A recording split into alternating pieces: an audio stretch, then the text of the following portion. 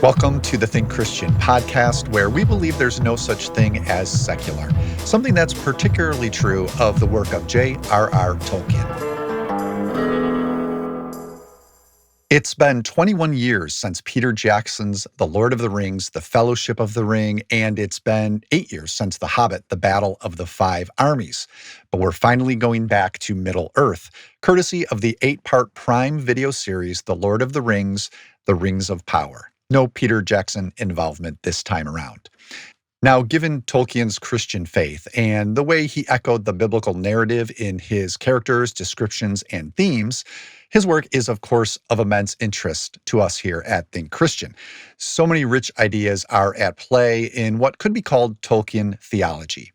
The nature of evil, our susceptibility to sin, the gospel's tendency to upend worldly hierarchy by choosing the foolish things of the world to shame the wise, to reference 1 Corinthians 1:27. We're going to touch on some of these ideas in this episode with the help of Sarah Welch-Larson and Claude Atcho. Other theological avenues are explored in the new and free ebook that we've published, considering all 8 previous screen adaptations of Tolkien's work. As I've mentioned on previous shows, you can get that ebook at thinkchristian.net/Lord of the Rings. That's thinkchristian.net/Lord of the Rings. While I'm mentioning links that I hope you remember, here's another one, thinkchristian.net/Movie Club.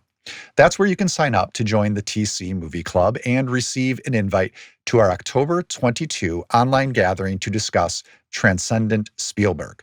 We'll be talking about signs of transcendence in the films of Steven Spielberg, from Close Encounters of the Third Kind to E.T. to Always. I've also got a video essay up at the Think Christian YouTube channel to start us thinking about Transcendent Spielberg. So again, to join the TC Movie Club and be part of that discussion, go to thinkchristian.net/Movie Club. Okay, let's shift gears a bit and talk about Transcendent Tolkien. I'm joined by 2 guests for this conversation, Sarah Welch-Larson and Claude Atcho. There's, I think, only one way to establish who is the bigger Tolkien nerd here. Which one of you speaks Elvish? Yeah. Not me. Yeah, Not you, I Claude. learned a little Elvish specifically because I was a huge Lord of the Rings nerd, and it's actually why I got my degree in linguistics in the first place. So, Whoa. I knew it. yep. Well done. Huge That's Lord of the Rings fan. quite impressive, and so we will expect you to correct us as well on any mistakes I know I'm likely to make, at least. So keep an eye on that for me, Sarah. Thank you. Let's start with you, actually, because you also did contribute, Sarah, to our Think Christian ebook on the screen adaptations of Tolkien's work. You wrote an essay on Ralph Bakshi's 1978 animated adaptation of The Lord of the Rings. This is an unfinished, somewhat hurried project. You talk about that in the essay.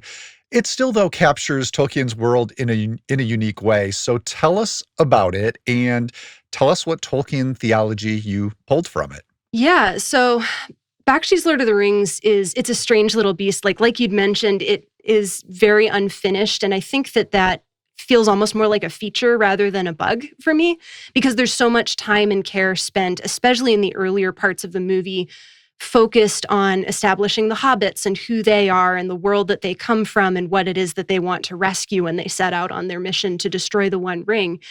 And so you get a lot of just beautiful landscapes and beautiful backgrounds and a lot of very lovingly animated gestures for these hobbits who are established as being extremely foolish, and they don't really know what it is that they're getting themselves into. And in my essay, I connect that to the early church, which was also populated by a very young population of people who didn't necessarily know what they were doing. Once Paul had come and gone, they just weren't entirely sure what to do with themselves. And so there are a lot of letters in the New Testament, especially, where Paul is writing encouragement, telling them to keep the faith, don't boast about your own accomplishments. You should really just be boasting in Christ.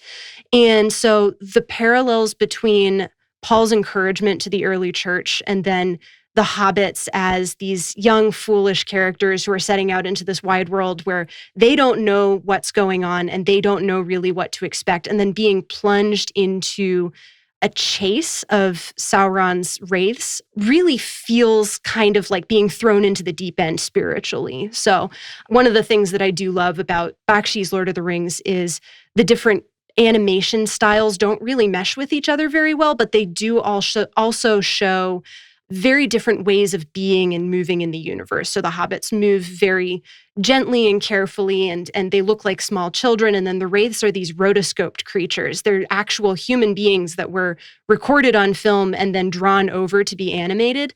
And the effect is kind of an otherworldly, very unsettling one. Bakshi's Lord of the Rings, again, like kind of was left off halfway through the story. Doesn't really tell the story particularly well, but it does get at the mood of Tolkien, I think, in a way that other adaptations don't necessarily do. Yeah, I loved how you wrote about that in the essay. And those images you described, I have not seen this version of Lord of the Rings probably since I was a kid, but especially as you were describing them, and then when I went to look for images for the website, oh man, did it all come back. They're incredibly striking and very unique. Is that an adaptation, Claude, you've seen at any time over the years? I have not seen it, and I really didn't know much about it until I saw Sarah's piece. So that was sort of something that I've filed away, and I know we're going to talk about Rings of Power later. So I will save how that's connected to Rings of Power and what that means for me as somebody who's mostly been looking sort of like on the outside into the Lord of the Rings sort of lore, and sort of how that show has impacted my maybe we'll just say quickly growing interest to maybe do what Sarah has done in years previous and take a very deep plunge into this whole world. I like it. So how about sticking with the ebook? Was there another essay you saw, Claude, that jumped out at you, or a compelling bit of Tolkien theology you came across there that you might want to highlight? Yeah, I really enjoyed all the pieces. I think the one that stood out to me the most was the piece on the Fellowship of the Rings. And I believe that was Dustin Markell who wrote that piece. Yeah, who's written a bunch of stuff at TC. So I really enjoyed that piece. He does some interesting work there connecting the Fellowship of the Ring, that first film adaptation, to Genesis. And in some respects, that's sort of obvious, but he pushes that observation into a lot more deeper connections that again, I just really hadn't thought about. So he mentions just the tropes of paradise, temptation, and then fraternal conflict, the fall of humankind, and just sort of the repercussions when we cross the line between good and evil, and how we sort those things out. And so I just thought it was a really, just kind of astute and illuminating look at that film that also helps you consider Genesis as well. So that was probably my favorite piece, and that's also one of my favorite of the films as well. Yeah, I want to get to that, what some of our favorites are. The fraternal conflict you mentioned was a bit of the eye-opener for me when I read that piece. So I like that one as well. I've been mentioning it a number of times, but just again, for listeners who do want to get that ebook, it's available to anyone at thinkchristian.net/Lord of the Rings. So let's move to those screen adaptations. And I'm curious if you guys have a clear favorite installment, either as just a straight up film experience or for possibly some of the theology it might offer. For me, I'm going to stick with Fellowship. That was such a thrill, having read the Lord of the Rings books quite young, and being honestly one of the first, that and The Hobbit, one of the first, I guess some people wouldn't call them grown-up books, but at the time when I was that little, I felt like, oh, I'm reading a grown-up book now, just the thickness of the trilogy, right? And so by the time in 2001 Fellowship came out, obviously an adult at that point and very worried. One of those properties, just very worried, had known Peter Jackson's work and appreciated it, so felt good about that he was at the head of it. But then that combination, when an adaptation gets it right, of a beloved property, of being thrilled and relieved, is what I had when Fellowship came out. And really, the way Jackson topped, in some cases, my own imagination, the way these scenes had played out in my own head. This was even better, what I was seeing on the screen. I think my favorite action sequence of all the films is the Mines of Moria. And I still, to this day, whenever I get a new TV and want to test, like, oh, did I get the right one? I pop in the DVD and put on the Mines of Moria sequence to see if the blacks are going to hold up in terms of the color scheme, because that's such a great test if that scene is going to make it. So it's still Fellowship for me, even though I do love all of those first three films. The Hobbits, I'm a bit kinder. The Hobbit films, a bit kinder than most people, but they're still far shade below what the Lord of the Rings movies are. And I love the Fellowship of the Ring. How about you two? Sarah, do you have a clear favorite?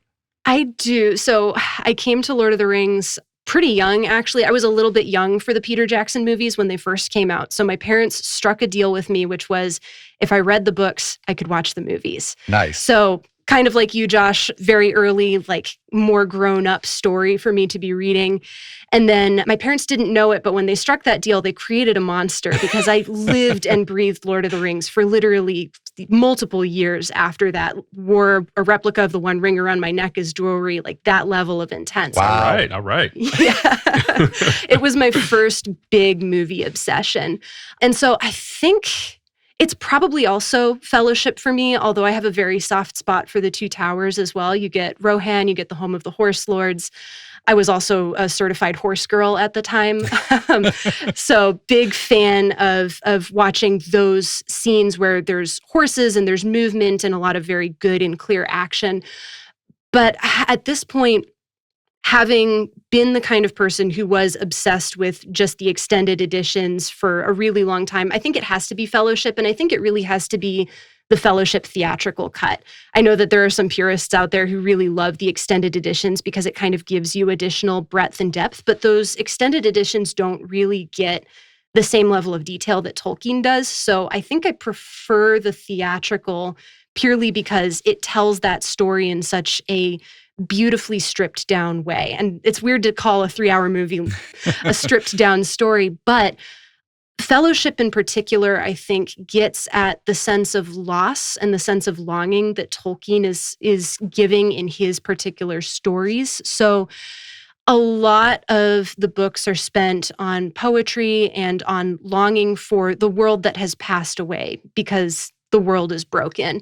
And I really do think that Lord of the Rings is not an allegory, but a very Christian story in that it is a story that mourns the brokenness of the world and longs for that world to be reborn and made new, and also understands that its characters at the heart of that world aren't able to do that work themselves. So that grace is going to come from very unexpected places, especially from the hobbits, which I really think Peter Jackson's movies get across incredibly well. There's that line about even the smallest person being able to change the course of the future, which makes me want to tear up even now just thinking about it. Well, I like that pick, obviously, and I like that reasoning. Too. Claude, are you going to be the one to go to bat for a Hobbit film here, or what have you got for us? I'm not, unfortunately. The Hobbit films all run together in my head when I think about them, and so that's sort of how I know that they're a tier below. I'm going to be a little bit boring because Fellowship probably is my favorite one, Okay. but for different reasons. I mean, I think that theme of Fellowship. So I think a lot about just that theme. And Sarah, you were talking about Paul's writings earlier. So just think about that theme in Paul's letters. Obviously, we've heard this in sermons hundreds of times. That koinonia idea, and I think the way that obviously that theme runs throughout the films and throughout the stories, but I think the way that it's embodied in the first film with Sam and with Frodo, and just sort of like, Frodo wants to begin this journey on his own, and Sam's not going to let that happen. And I think that theme of fellowship and that theme of sort of partnership, of belonging to one another, resonates so deeply with what we're made for and what the Christian life is meant to be, what humanity is meant to be in God's vision. And so I think the way that thread really starts in that first film is really moving to me.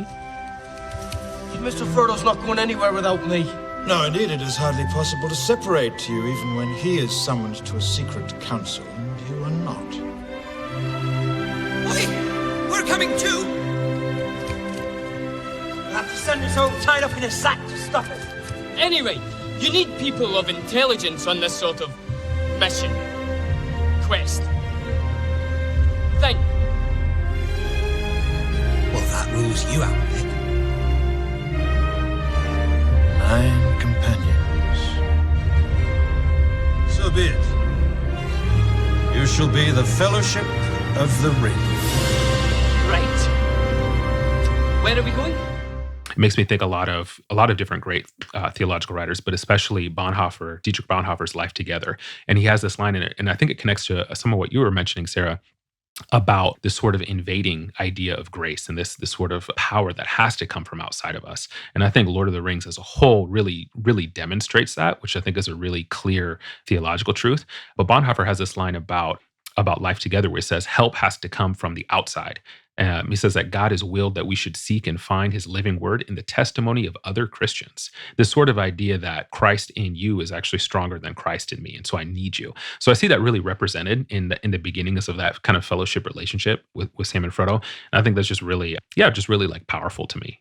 So I could have, I thought I would have maybe be the only one that would pick that. Otherwise, maybe I would have done something else about, sin or something like that, which I like to talk about as well. But I think that idea, that display of partnership and koinonia and fellowship, which will obviously be tested throughout, but the beginnings of it is really moving to me. Yeah, it's a rich text. So we all have the same pick, but for different reasons. I like that. And also, Claude, we think of immediately the literal gathering of the fellowship about maybe a third of the way through the film when Frodo volunteers. But I love that you're pointing out that's there at the beginning with Sam and Frodo's relationship and how they are a group. It is a group. It starts with a group right from the beginning of the film. So that's good stuff. All right, Claude and Sarah are going to stick around. We're going to take a quick break here to enjoy one of my favorite elements of Peter Jackson's Lord of the Rings series. That's the prologue to Howard Shore's score for The Lord of the Rings, fittingly, The Fellowship of the Ring.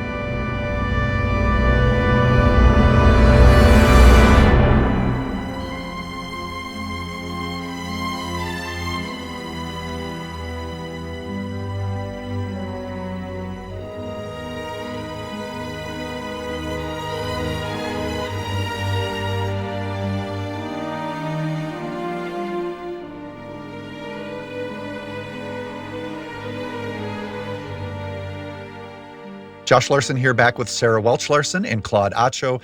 We're going to continue our Tolkien talk and consider Prime Video's massive new 8-part streaming series, The Lord of the Rings, The Rings of Power. Now, just to set the stage for those of you who are not obsessively keeping track of these things, working from Lord of the Rings mythology and the appendices to Tolkien's books, showrunners Patrick McKay and John D. Payne, they've set Rings of Power in Middle-earth's Second Age. So this is several millennia, I believe. Sarah, you can correct me if I've got this wrong, before the events of The Hobbit and then The Lord of the Rings.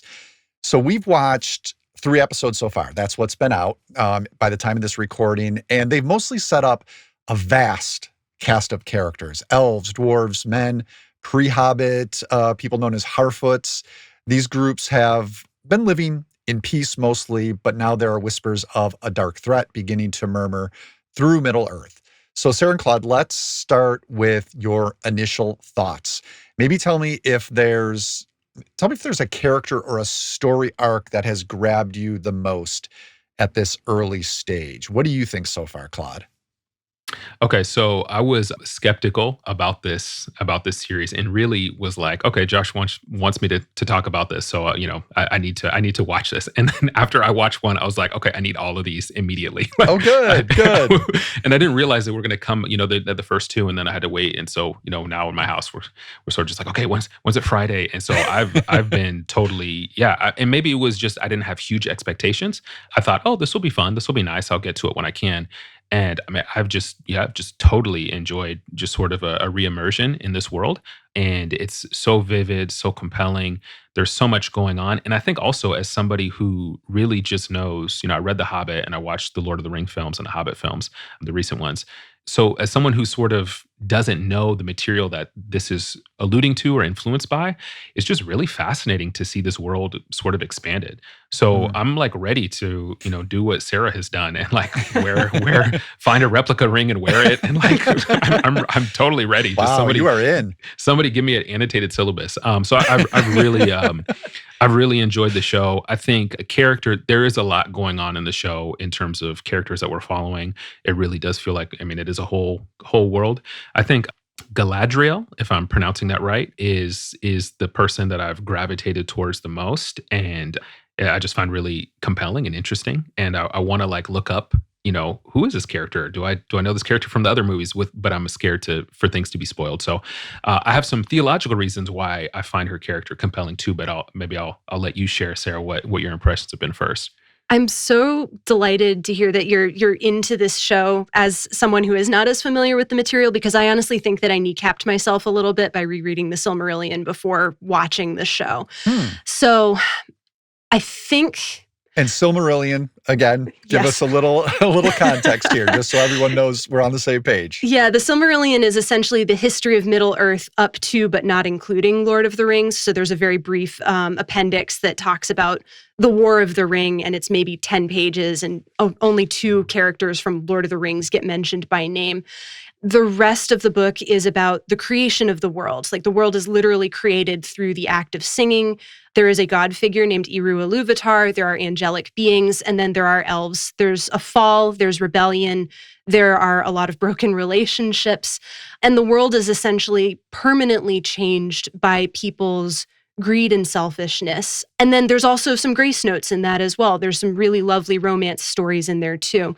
And so I think it's been a little bit tricky for me to get into this series because Amazon doesn't have the rights to the Silmarillion. They just have the rights to the appendices from Lord of the Rings. So a lot of the things that I take for granted as this is the history of the world are things that they just cannot show or talk about very much. So there are some allusions to the angelic beings. I believe in the second episode, the dwarves talk about Aule, who happens to be one of those angelic beings who created their race in the first place. And I think for me, it's less about comparing, well, did this happen this way in Tolkien's writing, and more about the filling in the gaps between what did and didn't happen. So the stuff that I'm most interested in is actually visiting these places and these locations that I've only ever read about. There's quite a bit of episode 3 is focused on Galadriel coming to the island kingdom of Numenor, which was lovely. I was not expecting to enjoy those scenes as much as I did because it really feels like it's fleshing out this world in a way that I also just would not have imagined or been able to picture. So mostly Galadriel on her travels, although I'm also very curious to see where they're going to go with these Harfoot characters as well. Okay, which very much, as I said, precursors to the Hobbits, and very much you have that vibe that we got from Frodo and from Sam of community and what that means. So that feels, a lot of this feels like they're playing from the Peter Jackson playbook, which you understand at this point, it's something of a brand, and I didn't expect them to go too far afield from that. I'm also not too upset about that. As you said, Claude, it's been nice for me to be re-immersed in this world. It's one of the things I like about, the Star Wars series that I have appreciated is just being back on those planets and seeing different corners. And here, that's absolutely what we're getting. And we're getting it with incredible production. Clearly, there's been much talk about the cost of this. You can see it's on the screen. A lot of it is CGI, but I'm glad to see that there are some locations being used and practical effects and sets as well. So I appreciate that. I'm just happy to be back in this world. I'm still waiting to be as hooked as you are, Claude. I'm hoping that the setup will start to settle at a certain point and there's some more forward momentum. I do think it's going to be tied to, for me, it's probably 2 characters. It's Ismael Cruz Cordova as Arondir, an elf figure, a new elf figure who I think has, as a performer, he has a very arresting presence, and he's also gotten one of the more compelling storylines in terms of action. The 3rd episode has a better action scene than we've gotten so far when he's been, well, I don't want to spoil it, but basically has a face-off with a monster, essentially. And I think that kind of brings some of those thrills from the original series for me. But yeah, it's Galadriel, the character of Galadriel, played by Morfydd Clark. She has been, without giving us a character that is somewhat a mystery, but she's still been holding my attention in such a compelling way. She first came to my attention, Morfydd Clark, in the horror film Saint Maud. She was the lead and played an obsessive religious devotee in that film. Very unsettling and startling. There's a little bit of that here, even though she is clearly the heroine of this story. And so I'm very eager to see where it goes with her, because she does seem to be the center of this tale if we were to kind of place one figure at the center of it. So far, would either of you say that, and maybe here's where we can stick with Galadriel, Claude, and go back to the point you had hinted at, but have these episodes exhibited any of this Tolkien theology we've touched on, or explored, different theological avenues that do hint at the material's Christian roots? Do you want to say a little bit more about Galadriel here, Claude? Yeah, I'd be glad to. Yeah, I think, what stands out to me for her character, I think is it the first episode where she's on the boat moving toward I don't even know how to describe these things. Moving towards a beautiful horizon that is sort of heavenly, and without getting into tons of details, there's sort of this choice that she has to make, right? For sort of, is she going to pursue this sort of mission and this calling, or is she going to basically ride off into the sunset, the heavenly sunset, and sort of enter this paradise? And it makes me actually think quite a bit again about the Apostle Paul in Philippians, where he's sort of torn between the two. He says in chapter 1, right, to depart and to be with Christ is better, but to remain in the flesh is more necessary on the account of the Philippians. He wants to serve, he wants to help, and so he has this moment where he's like, okay, I'm deciding, I'm deciding I'll stay around. And it's interesting because I see the same in Galadriel, and she makes this decision, and she ends up in water, right? She plunges herself into chaos, essentially, if you think of what water represents and the choice that she's making. And it's all part of this calling. It's all part of this sense of mission that obviously drives much of the story and much of sort of her motive. And so there's this sort of deep sense of calling, this deep devotion, and then there's this sort of sacrifice, this sort of plunging into something at risk to oneself out of this sense of a call. And so that just really strikes me as sort of a kind of apostolic thing, sort of incarnational thing that's really fascinating. So I'm interested on how that'll work out as well. I think the larger sort of theological theme is just the fact that sin is always on the prowl, right? Anytime where we think, oh, we've arrived, things are as they should be, everything is fine, we can rest. I think Tolkien does a good job of just showing that unfortunately is not the world that we live in. So we have to be ready to contend for what's just and what's right and what's true. And I think the show really represents that. Maybe particularly when we feel like we've built the perfect city, or even in the case of the Harfoots, we have this insular community. We know what our rules are. We don't stray from the path, and then we'll be safe. Then we have this utopia in a way. But yes, one of the undercurrents of these early episodes is sin is still lurking. Sin is still crouching. And those who are aware of that and want to prepare for that, like Galadriel, are sometimes looked askance at. That's the other thing about her choice, Claude, that you're describing, is there isn't really anybody else on her side or backing her up. This is supposed to be her reward. She is being told she's earned this. And so it's a very countercultural, in this context, choice for her to make. How about you, Sarah? What stood out to you? It's funny, Claude. So you describing that scene of Galadriel choosing not to go to her eternal reward actually kind of might have made me appreciate the series a little bit more, largely because, and again, I'm sorry, I'm going to bring the Silmarillion back into this just a little bit. The elves are called to the Undying Lands by the angelic beings who rule over Middle-earth. And they go at first, and then they return back to Middle-earth to put a very long story short, out of selfishness, essentially. And they rebel against their call to return to this land.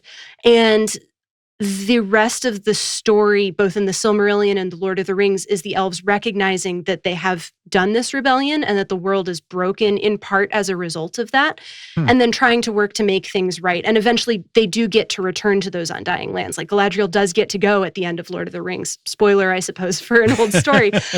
But that choice of hers to return back to Middle-earth because her job is not done yet, I think both is true with her character in the Silmarillion as being a character who is one of rebellion, who does rebel, but it's also her being an unorthodox person who knows what she needs to do, what is right, to go against that probably almost fundamentalism, I think, of some of the other elves who don't recognize the flaws in their own worldview. So I love that read because that's something that hadn't occurred to me before, and I think it's made me appreciate the all right. Yeah, it's making me appreciate the TV show a little bit more. Fresh eyes. Cool. Definitely good. good. Newbie eyes, seeing things in a dip. Yeah, without all the extra information. Yeah. That's cool.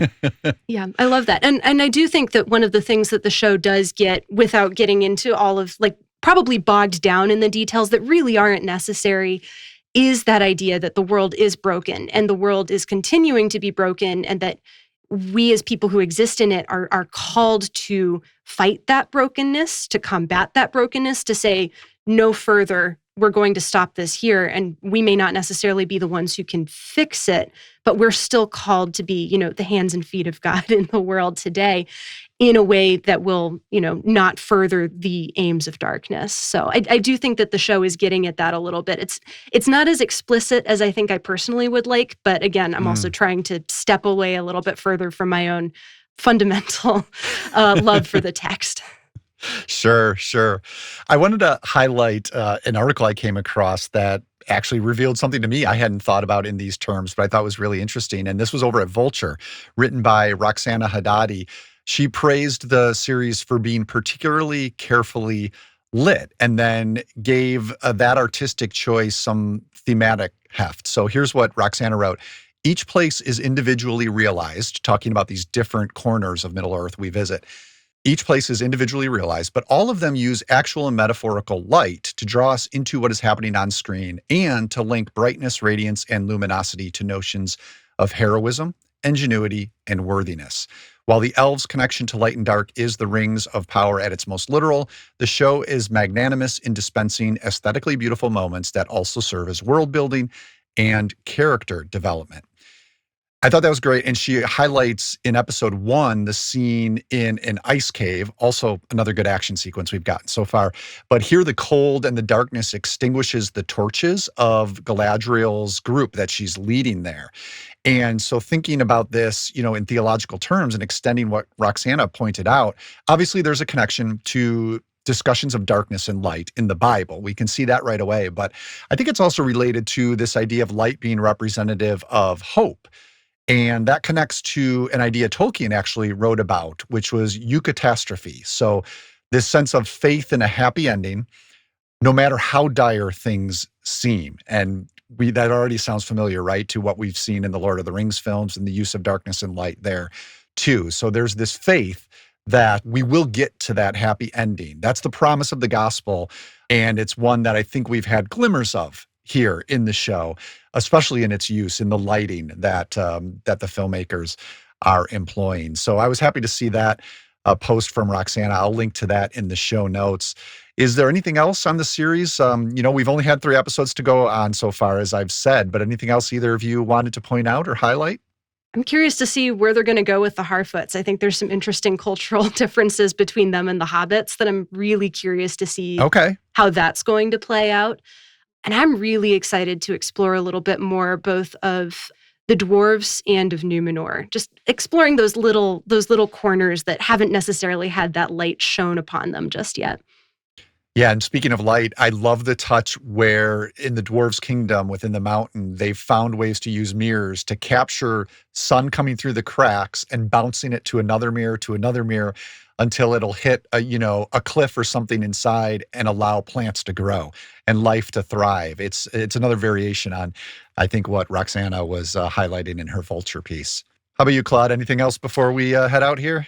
I've been surprised how much I've enjoyed this. I will say the Harfoot's sort of arc is the one where I'm like, okay, like let's pick up the pace a little bit here. Like been there, done that. So curious to see what that'll be like. And I feel like I would be remiss to not give a plug for Fleming Rutledge's book on the Lord of the Rings. She's an Episcopal priest and theologian. I think it's called The Battle for Middle-earth. She's one of the best theologians that we've had in a long time. She wrote a great book on the crucifixion in 2016, a big, huge book. And so I have wanted to read Lord of the Rings in order to read her book. So I feel like people who have listened this far in this episode and like what we do at TC, I think you will find this book very, very compelling. Oh, that's fantastic. Yeah, I know of some of her work, but was not aware of that. So thank you very much for that suggestion, Claude. Thanks to both of you for taking the time to do this, to look back at some of those older film adaptations and check out The Rings of Power with me. Sarah, as we've said, you contributed to the ebook, and there's also, I believe, a Seeing and Believing episode that's already out, Yes. The podcast you co-host on Rings of Power, right? Yep, that's correct. Kevin and I went very long on the Rings of Power. Oh, cool. We're a little bit more down on it there than we were here. But again, Claude, I think you turned me around on a couple of things. You just need a rookie to be in the mix to just bring that bright-eyed, bushy-tailed happiness to the conversation. Put me in, Coach. Yes, yes. There is an episode of Seeing and Believing where we cover both that and also the mini series Over the Garden Wall, which it's fall. It's time for Over the Garden Wall again. So definitely, if you're interested in that, you can check us out over at Christ and Pop Culture. Excellent. And Claude, we just posted, I believe it was yesterday at thinkchristian.net, your article on the latest Lupe Fiasco album. Can you maybe give a brief tease of that? Because it was a really great essay. Lupe Fiasco's new album, and I think it stands in contrast to a lot of, he's on the margins of the mainstream, far out of the margins now. His prime has kind of come and gone in terms of attention, not in terms of skill. But his sort of sense of morality and a sense of a conscience is really strong. And I think given the number of deaths that have happened to hip hop artists, in fact, even one this week, PNB Rock, who was shot and killed in Los Angeles, what Lupe is trying to speak about in his album, I think, is a really important moral question for people who appreciate the genre. And I think it's one that a lot of artists of a larger stature refuse to really engage in their music. And I think Lupe is sort of a very prophetic and moral voice that's speaking up. So I felt compelled to write about that. So yeah, check that out. Yeah, I encourage folks to give the album a listen. Drill Music in Zion, correct, is the title. And I always appreciate, giving a spin to something like that after having had a piece from you, Claude, to give it some context. So thank you for doing that. And thank you both again for joining me. We will do this again on another topic down the road, okay? Look forward to it. Thank you. Fantasy remains a human right. We make in our measure and in our derivative mode because we are made. And not only made, but made in the image and likeness of a maker. That's J.R.R. Tolkien discussing his idea of subcreation in his treatise on fairy stories. Thanks to Sarah Welch-Larson and Claude Atcho for considering such fairy stories, Tolkien's and those he inspired on this episode. Again, our Lord of the Rings ebook, including Sarah's essay and two that I wrote, is yours. Just go to thinkchristian.net/Lord of the Rings to get your copy. You can find Sarah on Twitter at Dodgy Boffin, and Claude is at Claude Atcho. We're on Twitter too, as well as Facebook. At Think Christian is where you can find us. Don't forget to join us online on October 22 to discuss Transcendent Spielberg. That's the next installment of our TC Movie Club.